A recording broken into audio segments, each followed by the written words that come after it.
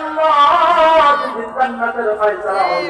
এই যুবকটা জান্নাতের দরজার সামনে দাঁড়াইছে, আলেমদের সামনে দাঁড়াইছে। আল্লাহ তাকে তুমি নবীদের সামনে, সাহাবায়ে কেরামদের সামনে কারো কইরা ডাকতে জান্নাত দিও।